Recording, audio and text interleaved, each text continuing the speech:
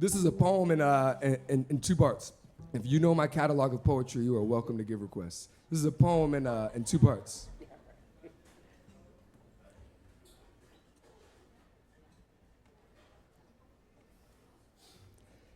It's not the man pinning a woman nose to nose with the hood ornaments, or the promise fist cocked behind his head that makes the story worth telling. It's the four of us who stepped in, out of the lines we follow home.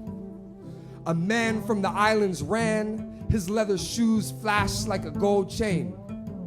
Another jumped down from a truck with a Puerto Rican flag clinging to the antenna. And a black man whose twang could have been North Carolina or North Philly called out and changed direction, and me, the youngest. Us four men converged from different corners, arriving like choreography. Would have been a sight to see us share a table at Elena's Soul. Now, at this unwholesome hour, willing to step through the hesitation of what may be concealed in the waistband of the man holding a wrecking ball above this woman. The street lights holding us accountable. 8 tense palms laid upon their estranged brother. Just go home, man. I like to think the trees whisper down. We got you.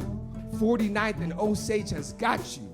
That the autumn air cooled some fellas down that night, said, yo, chill, don't talk to her like that. That the wires above our heads lifted up this scene and flashed it across the city, and for just a moment, people were acting right.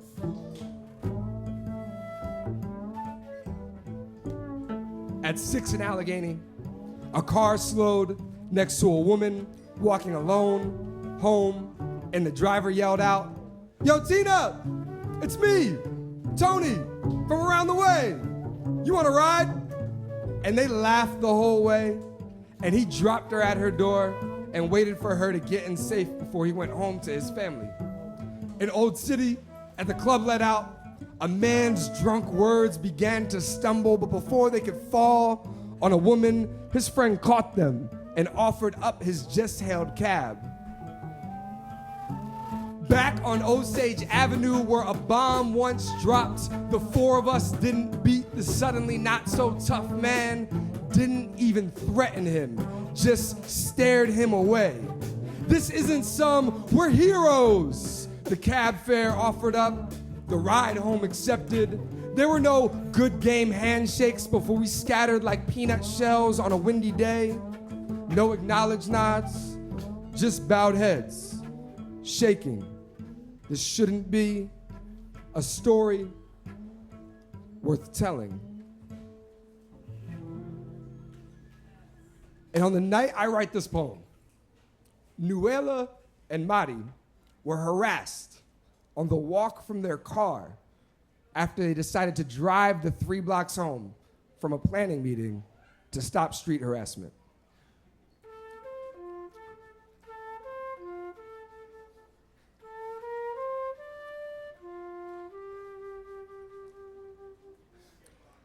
And I want them to know that the streets they dream sleepless for, gentle at their best, indifferent at their worst, exist in moments which they will soon outgrow.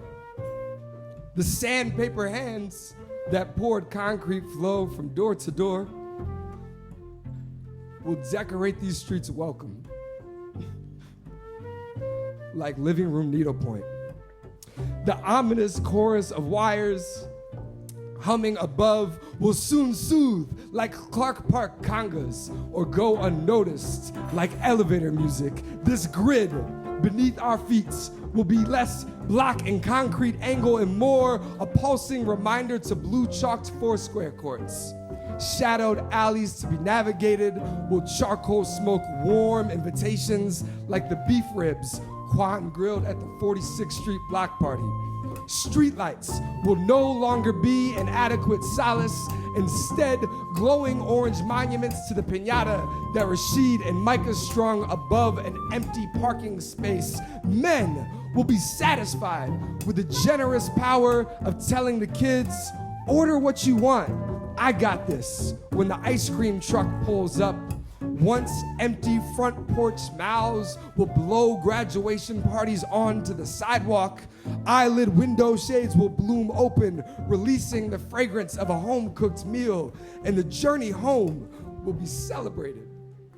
Or the journey home will be celebrated like a marathon, or the journey home will feel less like a marathon. The journey home will be less journey and more home.